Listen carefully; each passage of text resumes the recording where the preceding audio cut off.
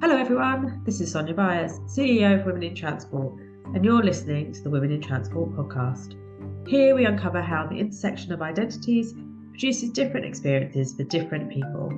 While some identities may be more privileged due to their class, race, gender or faith, others may experience inordinate discrimination. Join us as we hear from the Women in Transport and take an inspiring and analytical lens through which we will understand how power and privilege interface and cross over.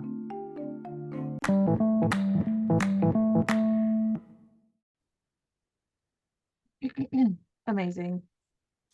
Okay, welcome to the Women in Transport podcast, where we look at the journey of all women in the transport sector. I am joined by some wonderful guests today. I will go around my table before we jump into this topic all around the menopause. Yeah, thank you. Thank you so much for having me.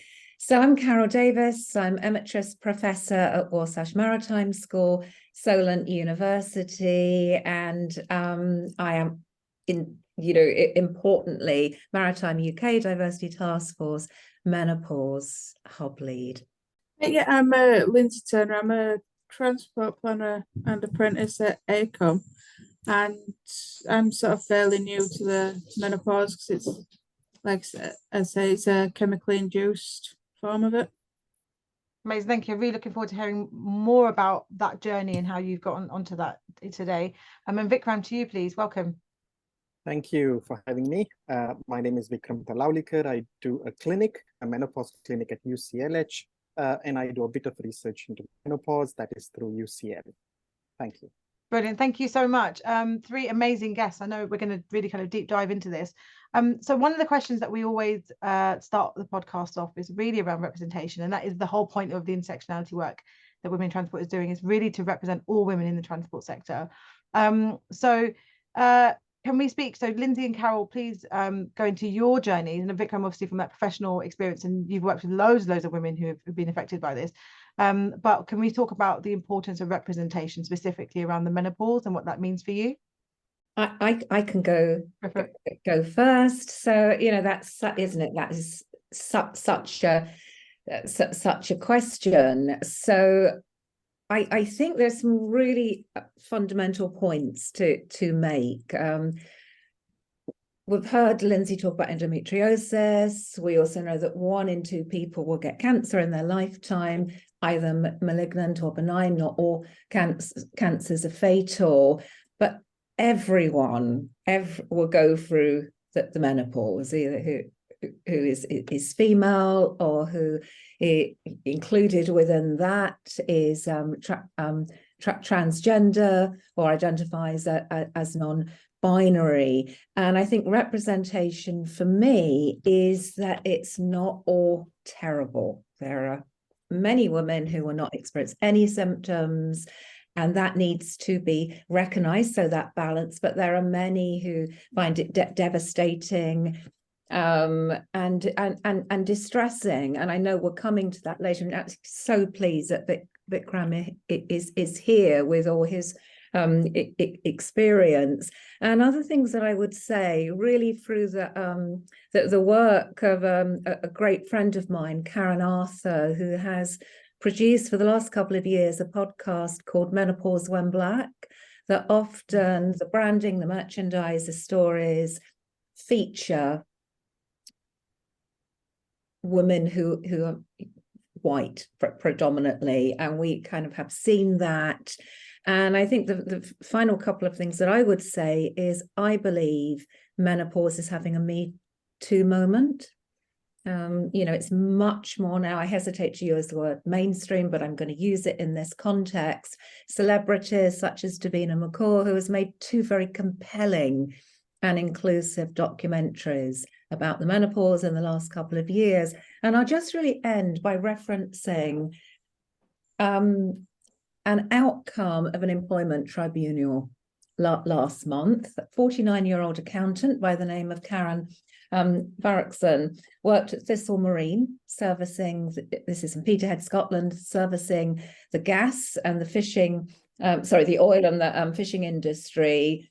And she took her boss to the employment tribunal. He had dismissed her menopause symptoms as aches and pains, dismissed her as an old biddy, told her she used the menopause as an excuse for everything and just get on with it. Karen won. She had worked at that company for 27 years. So I think when we think, we're having a moment, it's improving, we need to be mindful of those kinds of incidents.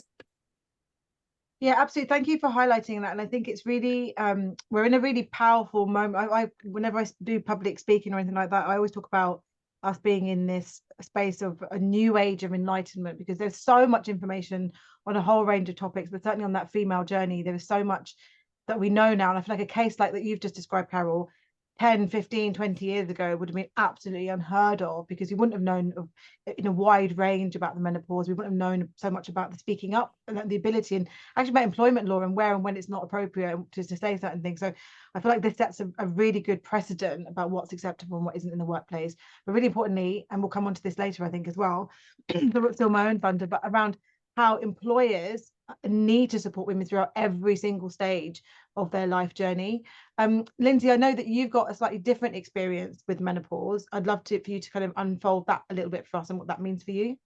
Yeah, I've got endometriosis, and one of the options that they're sort of pushing a lot at the minute is the post-strap injection, which is an injection you have every 4 weeks, and it puts you into chemically induced menopause. And you do effectively just go through everything, but it comes on sort of immediately.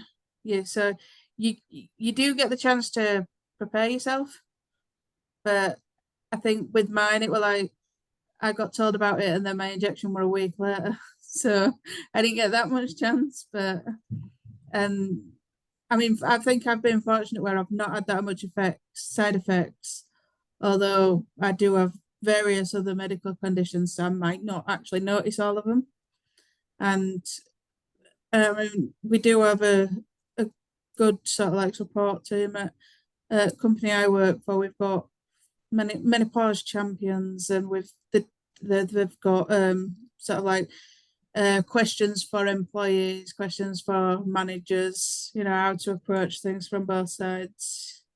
So it is all covered, and I mean they have managed with my NDO since I started 5 years ago. So yeah, I think I am sort of like well covered, but I also had a bit of an advantage where I got told you ask your mother and your grandmother what their experiences are, because apparently it sort of follows through, and mine are pretty much similar to what my mum and my nana were. That's really interesting. And Lynsey, you mentioned around how being told this was going to happen, and then a week later you've got your injections. Yeah. How did that feel? The knowing that it's going to happen, and then right the way through, bang, I've got my injections now. I was nervous right up to it, and then on day of injection, I did start to panic a bit and sort of almost backed out. And I did question, is it going to take effect immediately? She did say it'd take about a week, but that same day I had a meeting with my line manager and my university assessor, and it kicked in during that meeting. So I just sort of, I think I went through about 20 different moods within that hour, and it got to a point where both my manager and my assessor were, I'd say, tiptoeing around me when they were speaking, sort of using that really calm voice. And did you know that was what was happening? And did they know? Like, what was the actual vibe like in that I'd sent a message to my line manager the day before and just said, just a heads up, I'm going for an injection that's doing this. Yeah. So if I'm acting different in his meeting, it's because of that.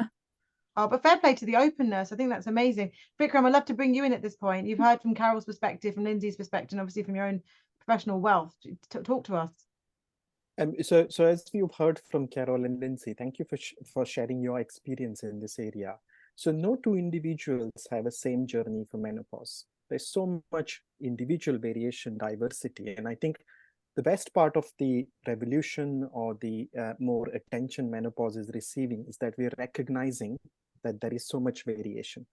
So for example, depending on what ethnicity you are, depending on your genetic makeup, your family history, what medications or medical conditions you've been going through, depending on whether you've had cancer or other induced menopause due to surgery, chemotherapy, other medication.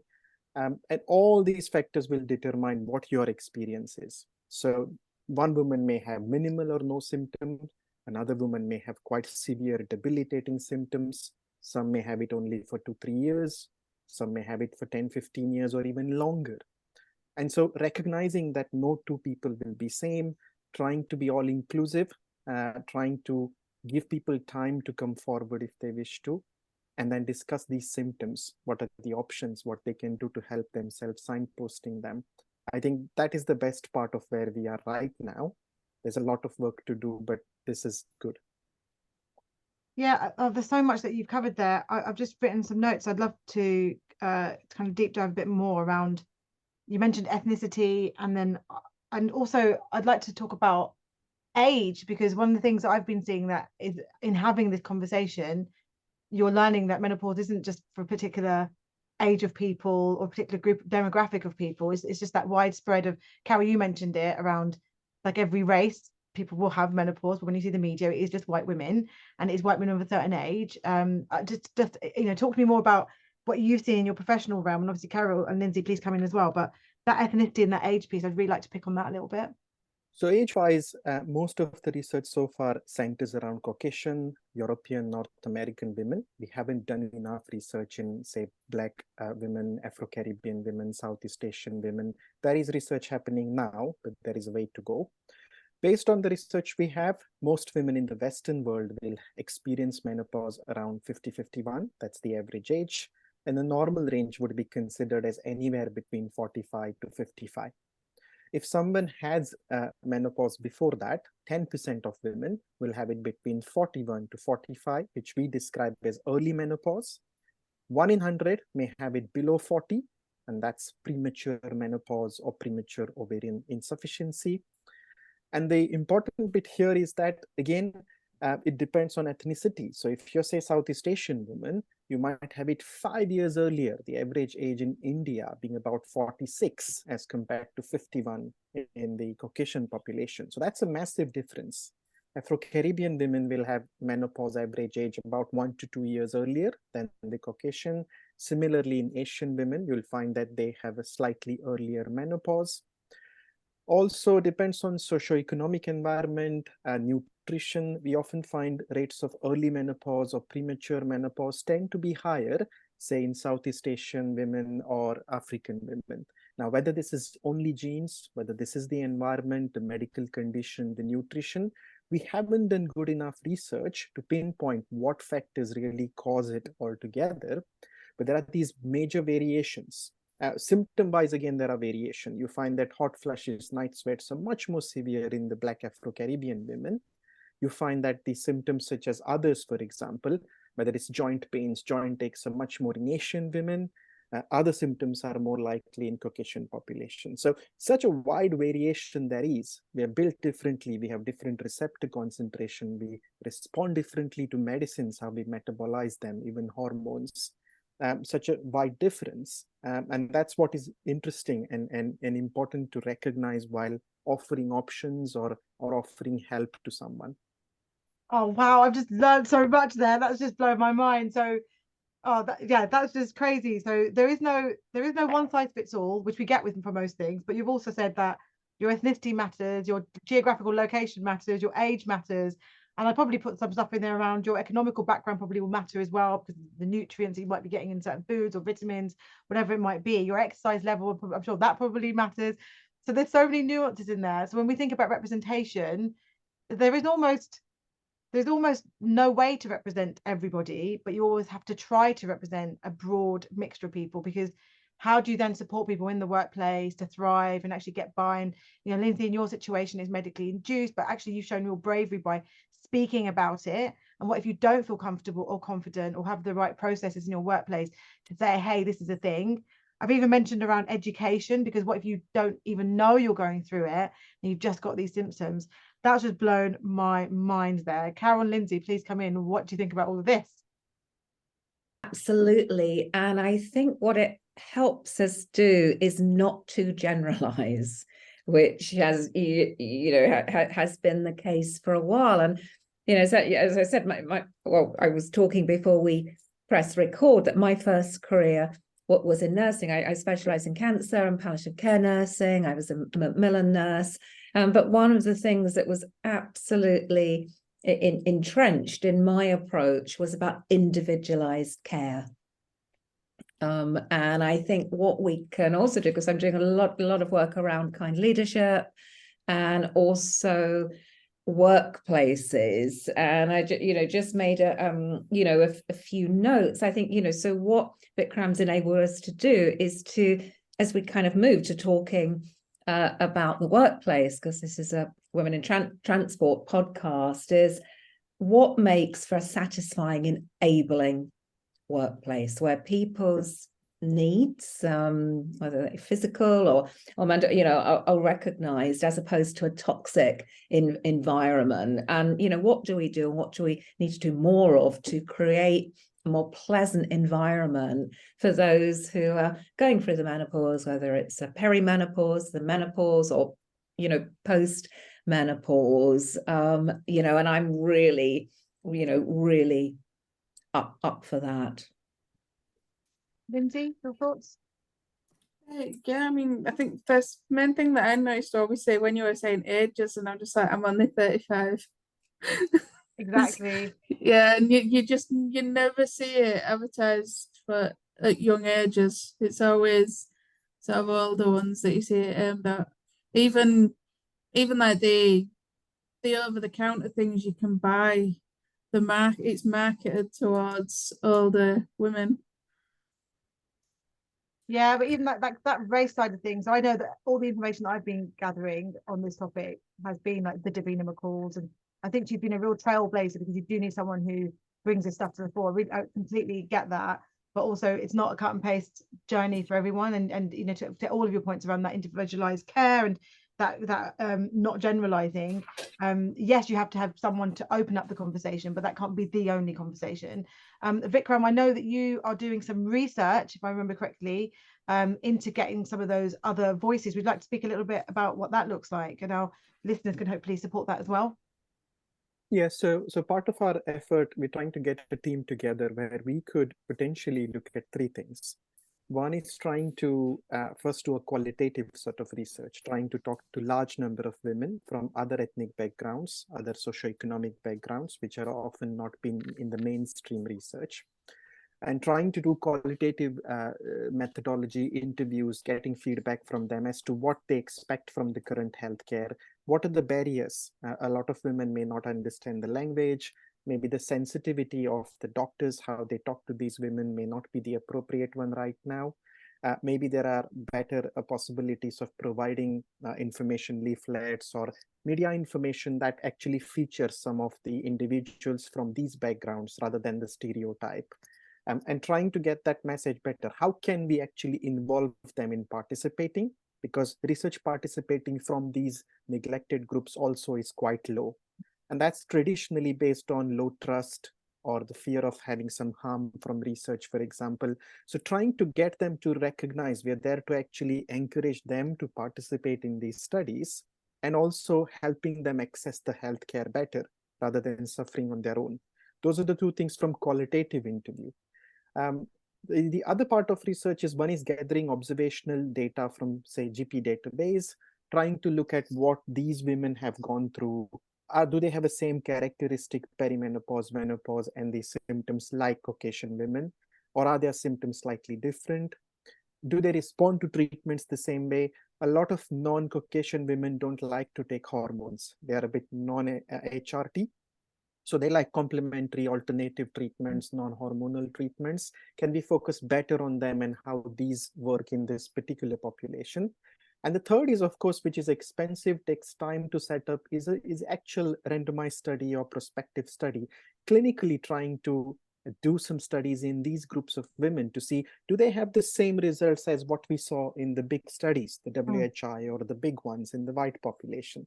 So those will be sort of 1, 2, 3 steps. We're just about in the step 1 now. And hopefully as we get to the next steps, we'll have more information about these traditionally sort of neglected group of women. Yeah, thank you so much for sharing that. And if there are links or anything that you want to send, we can send to our listeners, because it's all about amplifying voices. So absolutely about kind of getting that broad range. And what an amazing time to be capturing that data. I feel, yes, we're on a back foot slightly, we don't have that, but what could come from it? That's just, I feel, we're always thinking about from that lens of hope. I think that really is a big equalizer when we already know that there are differences in healthcare in general between women of color versus their Caucasian counterparts. So yeah, I just love the work that's taking place there. That takes us quite nicely into our next question around, well, how does menopause present itself to some people in the workplace? And this is more of a free-flowing conversation, because we've already established that it doesn't look the same to people. You might not even know you're going through menopause and you might be displaying symptoms, right? So, I mean, the question in itself is an interesting one, because what do the symptoms look like? And then later on the question will be, well, how do we support people? And what we don't want is everyone has to kind of self-declare all the time, because then that is another barrier to people kind of feeling themselves. So if we just take initially the conversation around symptoms presenting themselves, you can speak professionally or personally. I know, Carole, you're doing work with women in maritime, so there might be other stories to bring in. So as kind of as big as the story wants to go, whoever wants to jump in first. It seems to me that kind of reading, anecdotal accounts, research, but also talking to individuals, what is reported most commonly, and I think this is also about, affecting being at work, is around sweating at night, hot flushes, exhaustion or fatigue. Brain fog is more of a term, but there was an article in the British Medical Journal recently which showed that it's often sometimes over-reported. There's that 23% of women in the study actually were diagnosed with it, but certainly that overwhelming feeling of not being able to concentrate, that these are things which are self-reported, and the impact that can have on confidence and productivity. And I think it does vary. It is different. And what's really difficult for me, or was very difficult for me, as a woman who kind of hit the menopause smack in my middle age, so in my kind of late 40s, early 50s, was it comes like a perfect storm, that already you're kind of battling with sometimes aging parents, being a carer in that domain, teenage children or children leaving home, extra responsibility at work, a more complicated life. And that, yes, it can sometimes be hard to separate out what is life and what is menopause. So I think, yes, when I look back, I can see patterns, but sometimes it's just everything, everywhere, all at once. Absolutely. Thank you for sharing that. And tell me a bit more about the work you're doing with women in maritime, because does some of that include people speaking up about the range of symptoms they've had, or examples of when they just couldn't do stuff at work? Like, I've been at public speaking engagements. I was at an event last week, and 2 people on the panel lost trail of what they were speaking about, and they just openly said, just give me a second, I need to look at my notes, I've got brain fog, I'm in the stages of menopause. And I haven't seen it being spoken about so openly in my whole life, actually. And so I'd like to about what's happening at Women in Maritime. Yeah, no, for sure. So certainly Women in Maritime and the Menopause Hub, that there's 3 pillars to this. The first is about resources. So it's information, but I would say a couple of things that are really important. It's the quality of those resources, that they're accessible, they're available in a range of formats, a range of languages, and with a range of images on them. And I think the second thing is we need to make that distinction between activism, and informing resources and consumerism. Being sold things, or people branding themselves. And I'm not talking in the medical domain, but just as menopause consultants, because actually this is a normal phase of woman's life and reproductive cycle. So I think we have to also be mindful of medicalizing things. So resources. What we find is really popular is around. Lynsey's already referred to this when we joined the menopause cafes. The kind of getting together of going for a similar thing. We're all kind of in it together, although our experiences are unique and prodigious. And that shared understanding. And then the third thing is about policy, but policy which is not merely performative, true allyship, and which improves the working environment, which can cover things that, practical things in the workplace, like, ventilation, being able to take breaks, not wearing, many of who work in transport wear scratchy, cumbersome, heavy uniforms, but also a menopause absence policy where it's flexible. You can work at home, you can, declare, your symptoms in the same way if you'd broken your ankle, or, that actually there is no shame. And later, would talk about findings which show that actually there are a lot of women who wouldn't dream of disclosing because they would be fearful of being seen as not able to do their job, being incompetent, too emotional, not to be promoted.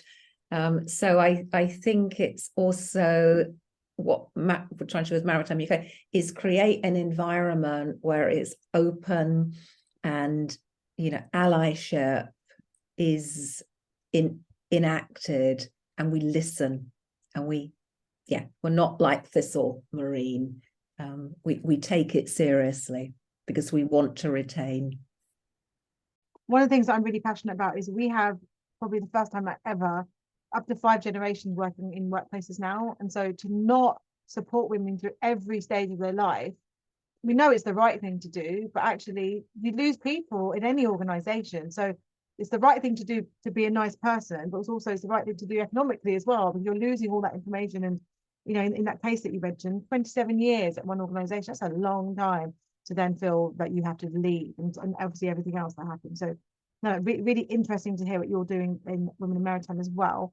Lynsey, to you, around some of your symptoms and how your journey unfolded, because obviously I know it's slightly different. Talk us a bit about that, please. Yeah, I mean, obviously, like when you're getting it sort of chemically induced, it all just comes at once. So I have seen a lot of like the women with endometriosis that have opted to go for the injections. They've stopped because when you do start it, it's just a 3-month trial, and they've just stopped them because they've just said it's the worst thing they've ever gone through. And obviously, to me, that's like, well, you're getting a practice run, so you're gonna go through it anyway. But yeah, my main issues, I think, have been the hot flushes, because it's not like when you get warm in hot weather, it's like you're burning from inside out. So it's just, there's nothing you can do for it. And the irritability as well that comes with it, where you'll just be fine 1 minute and next minute you just can't sit still. And yeah, I mean, like I say, I've gone through so many mood swings just by, it's almost as if I've got trigger words now and I've no idea what they are. And Lynsey, tell me, in comparison to your endometriosis symptoms versus the menopause symptoms, how do you feel about the two? Well, it does actually help the endo. It's reduced the pain, but it's not got rid of it completely. So it's like you've got both going on now, but you already got brain fog with endo, and you already get your hot flushes to an extent, and mood swings. It's sort of like it's just increased everything you already had with the endo. It's just reduced the pain. Wow. So I have endometriosis, and I used to take tramadol as my go-to pain relief. So I have the experiences of just being like incredibly high at home, and then having the brain fog and having the irritability and that just all-encompassing pain that makes you want to kind of rip your insides out. And so it's really interesting when the alternative is, we'll put you on menopause and we'll do that. And I did get offered that. And it's just interesting, like the choices that women actually have just to exist. And so to then be told, it's almost all or nothing, isn't it? It's like you'll have the endometriosis or menopause is the other option. But I love your sense of humor, and you're just kind of doing it, and you're being vocal about it as well, because it's not a piece of cake. You're kind of walking down this unknown road, is what it sounds like, and you're just kind of dealing with it day by day. I mean, I will say one of the first things I did when I mentioned it, well, I looked up what policies we have at work, because I'm guilty of sort of like ignoring newsletters when they come through, and I know that with the area, obviously at the minute they're doing a lot about NDO with it coming up to menopause, with it coming up to Menopause Awareness Day. So I did sort of like look into all that, and that's when I found that they've got the question papers for employees and managers, so you know how to word things to one another, and then what to look out for, because they've even got something where if an employee doesn't know they're going through the menopause, managers might notice changes and a way that they can approach that.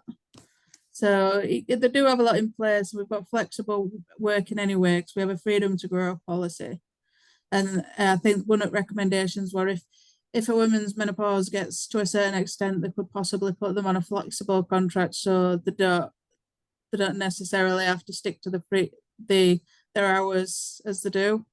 I mean, my hours are obviously all over the place anyway due to other medical conditions, but I think our company's got it covered, not near enough. They are at the minute, I think, working on a menopause policy to put in place. I'm not entirely sure what that'll cover. How amazing. It sounds like you've got a lot of complementary policies already, and then it also sounds like you're making use of them, because that's part of the issue as well, is that it's great to have policies, but if you don't have someone who's going to help you to implement them, then what's the point? So it sounds like your company's already on a really good path, and the fact that they might be considering having this menopause policy, that sounds really refreshing, because some of it is around, what is newsworthy versus actually what are we going to implement for legacy. Vikram, to bring you back in, what are your thoughts around some of these symptoms? And then we can move really nicely into the question around, and we touched on it a little bit already, but how can employers really show up for women, but also how can women show up for themselves as well? So symptoms wise, I think we've already spoken about a few. So again, everyone is different. As I said, some will have quite severe symptoms for a long duration of time. Others may have minimal or no symptoms.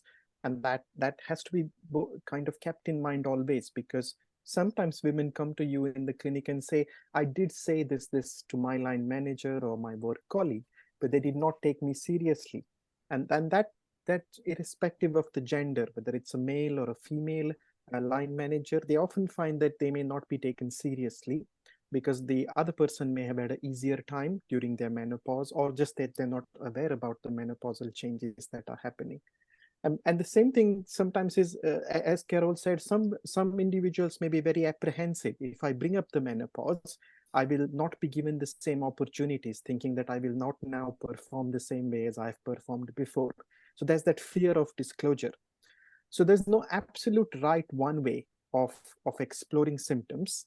I guess it comes with, as long as all the line managers, all the people who are looking after staff are aware and notice if there are changes happening in their work colleagues, and vice versa. If people who are working employees are aware, I have a policy which is being read out at certain meetings, it's being made clear that there is a policy that exists. If you feel you need help, you can approach XYZ. So having a bit of diversity in who the menopause champions are within that organization, not just one particular person, different genders, different ethnic backgrounds, might often help, because I may be more comfortable talking to one person of certain background than the other. Symptoms wise, again, wide variation. We mentioned hot flushes, night sweats, difficulty sleep, at workplace, especially the brain fogging, the fatigue, joint pains, muscle aches all the time, difficulty getting up in the morning, feeling motivated to go to work because of a kind of gamut of all these symptoms. Sometimes it may just be vaginal, lots of vaginal irritation, dryness, even so much to the extent that it may be uncomfortable wearing certain clothing or sitting down for a long period of time. Then, of course, painful intercourse, drop in libido, emotional fluctuations, mood changes, the anxiety which was minimal suddenly hits rooftop, There are so many of them. If I go on, I'll probably take another 10 minutes. But the key here is to recognize that they're all happening simultaneously, few or many. This is the time when maybe periods are changing, maybe you've stopped, and then allowing that person to slowly open up, because it won't happen in one go. It will take a time for a particular person to go to their manager, open up about this, and then offering the signposting or help, which is in a sensitive manner. That I think takes a little bit of time, but can be achieved in organizations. And of course, I'm sure Carole is probably much more experienced in this at workplace, how this should be approached. But those are my thoughts on how varied the symptoms are and what can be done. Amazing, thank you. Carole, to bring you in now as well, please. Yes, so there's so much of importance there, and there's certainly piece of work to be done, which we're embarking on, about how do you give managers the confidence and the information so they can begin the conversations in a way that is not patronizing, it's sensitive, it picks up the cues. So if it's very clear that someone doesn't want to talk to you, there's an alternative. But I think something very important about that compassion and that recognition and that offering, because we should invest in our employees, and so I think that's very important. I mean, certainly the big report by the Fawcett Society in 2022 did show that many women suffered in silence at work, or they resigned, they took an early retirement if they were able to, and not everyone can afford to. So there is clearly something about society, and work being a microcosm of society, and that while there seems to be a change in attitudes, there is quite a lot of stigma and misinformation, but also that women in themselves are not comfortable to talk about it. And I think that's why, going back to what Lynsey was saying about menopause cafes and, menopause champions, actually, when I was at the Maritime Coast Guard Agency on my secondment, the women's network there was phenomenal. Even more so important because every meeting was online, which actually in some ways made it more inclusive and accessible. And, for this, we talked a lot about endometriosis, about menopause, about, practical things, but also the strength that we get from each other by knowing that we're not alone. Thank you. I've been writing some words down as you've all been speaking. I love that idea around coming together to share the stories. And I love what Vikram said around having different champions in the organizations based on gender and background and all of those intersections to really highlight that it is something that affects everybody. And one of the things we haven't spoken about today is actually how it affects people's partners and things like that. But there are 100 things we could talk about within this topic. But certainly just understanding that this is a societal thing. I think, Carole, as you said, it isn't just this only affects me and that's it. I love the idea around how we support managers. And I think there's a lot of pressure we put on managers. It's your duty to create the culture, and it's your duty to make sure everyone knows about the policies, and it's your duty to do this and that. And not all managers are trained in the same way. Not all managers are equipped or have the time. There's all these other barriers that are in the way. How can we alleviate some of those barriers to ensure that the manager can manage the people, but also manage the work? And actually, where is that leadership divide in my job is to get the work done versus my job is to help the people who get the work done, and kind of understanding those nuances.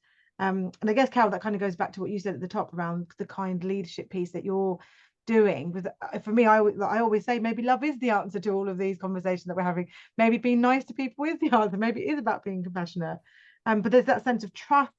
I noted in there that you mentioned about like having resources that are truly accessible, opportunities to engage that are truly accessible, having like clear communications, supporting people through that fear of disclosing. And that's a bit to touch upon, because I do feel that there is still shame associated in certainly some cultures, because you are seen, and this may be reflective of general, kind of mainstream society, maybe 20, 30 years ago, around women kind of being past it at a certain age of their lives. Some of it's associated with not being able to have children anymore, and there are all these stages of, well, okay, well, what validates me is what I'm getting at. And I think we know now in 2023 that validation is very subjective, and it's okay to be a human being, and we've got all these kind of movements that are showcasing that actually it's just it's okay to just be a human.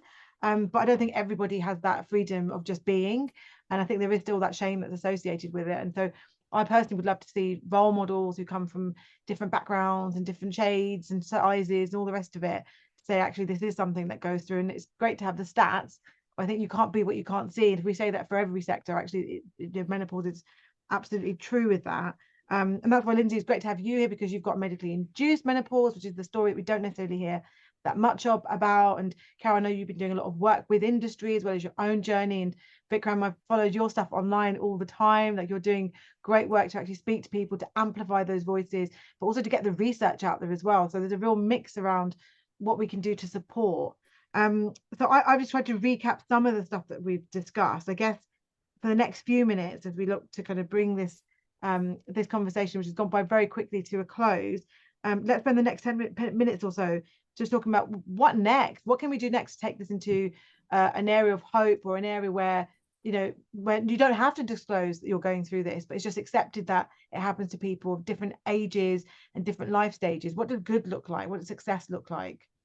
I think just two or three comments, and then I should be done. So it's good to see that this is happening. In fact, the fact that you're having a webinar, a podcast on this, it just shows that we're all interested in this conversation. Well, education-wise, I think women have more resources now than they had maybe 10 years ago or 5 years ago. As you might know, that the UCL and the BMS and a few other organizations are joining hands to come up with education for women. This is not just for healthcare professionals, but a comprehensive program that is being developed for, and when I say women, that will include everyone. It will be the trans individuals, the neurodiverse women from different ethnic backgrounds, socioeconomic background, and it will be first, hopefully free to user menopause education that anybody can access for evidence-based information. The second point to make is workplace policies are increasingly being introduced and adhered to. In the next 2 years, almost all big organizations are going to invest in training their managers and to sensitively approach menopause as a workplace issue.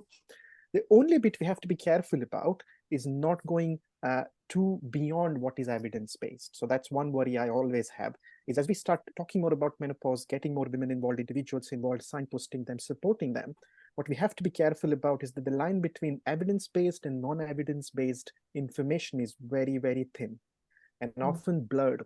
And so it's really careful to make sure that we don't go overboard into making people think about symptoms or signs which may not necessarily be hormones, maybe more to do with their background life and stress. Also not offering unnecessary medical interventions, either just for maybe lack of knowledge or lack of enough experience, but also commercializing the menopause, as Carole alluded to before. I think that is very, very important, because the last thing you want is all this good work being undone because of irresponsible medical interventions or not evidence-based information, which actually harms people rather than giving them the real help that some women will need or some individuals will need during this phase. So making sure we act responsibly and scientific evidence-based, that is really crucial. I love that. Thank you. And I think that idea of here's some information and here's a clear, tangible thing that you can do with that information. So I think with any topic, any life stage, certainly with the menopause, I think you can get lost in the information and it doesn't leave you any further forward in your own agenda or those you're looking to support. Because actually there are so many rabbit holes that you can go down, and absolutely that commercialization, the amount of people that I've seen who are now menopause specialists, and as Carole, as you said, this has been happening since the beginning of time. So how can we support people just to be able to thrive? I always say my why is all about helping people to thrive. And actually, how can we truly help people to thrive? And it's about giving them information, absolutely, but then helping them do something with that. So I love all those collaborations that you mentioned. I absolutely want to to keep in touch, and how we can as a sector collaborate on that, or at least signpost people to what is evidence-based information. I think that's brilliant, and to have the policy, but importantly support people to implement that policy. That sounds like a kind of a full journey, which is I think much needed for this topic. Carole, Lynsey, do you want to come in around what hope looks like for you? I just think I'm hoping to sort of like bring more sort of inclusivity into it, sort of, as well, sort of like in regards to people that are sort of like opting for it as a pain relief, because like I said earlier, they're opting for it, but then they're dropping off so quickly because they can't handle it. So it's like, I think if they knew more what were coming, there might be more chance of them actually staying on it for the length of time you need to be on it. How long do you have to be on it, Lynsey? I think they said you can only be on it up to 9 months at a time, and then you've got to come off it, and then it's sort of 3 months for your body to adjust back, and then you can opt on it again if you want. Yeah, I think you're right, just knowing what does that journey look like, because yeah, especially if you're suffering with something as horrific as endometriosis, if you don't have something else compiled with that, you might then say, actually, I'd rather deal with the endo. So I completely understand, what does that full journey look like for a person before they make a decision? I think it's more the fact that they're dropping off it because of what they get through the menopause, but they're going to get that at some point anyway. So, if they knew what were coming, then yeah, they might not be as sort of like easy to drop off it. I see. Yeah, you also got a very refreshing outlook from what that looks like for you.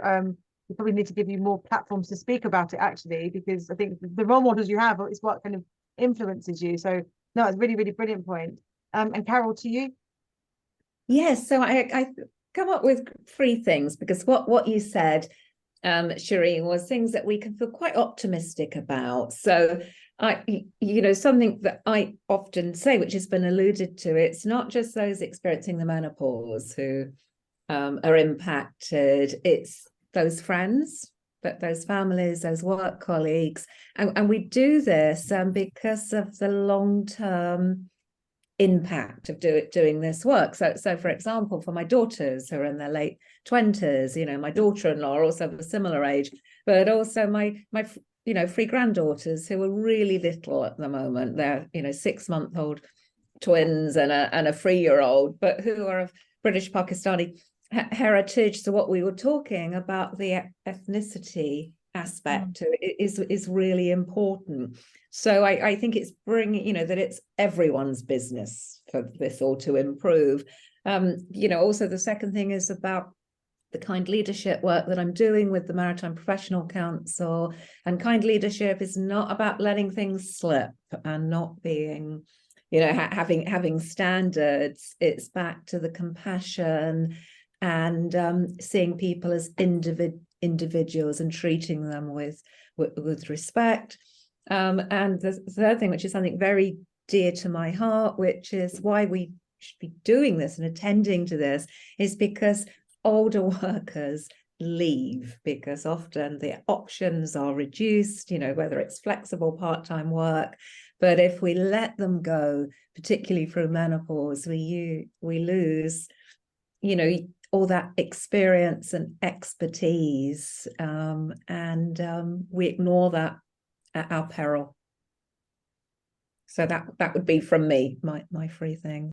Yeah, absolutely. What a great place to leave it on, actually, because if we don't do something, what are those risks? And we are in a real, I think, place in time where we actually have it at our reach to stop these things from happening. And we know, women of the past wouldn't have had the same opportunities as today. But as you say, at our peril, do we not do something now? So, yeah, thank you so much. If there are any final thoughts, please throw them in. If not, I will bring this session to a close. And just thank you to my guests for being open and honest, just bringing it today. Thank you so much. You've been listening to the Women in Transport podcast. Join us next time as we hear more from the women in our sector. Please visit the website for more details on how to become a member of Women in Transport, and remember to like, follow and share this podcast.